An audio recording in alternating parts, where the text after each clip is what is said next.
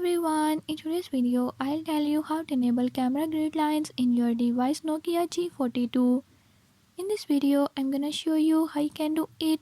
If you don't want to miss what's coming up, hit the subscribe button and ring the notification bell. Make sure to watch complete video and learn how you can do it. Let's watch the video.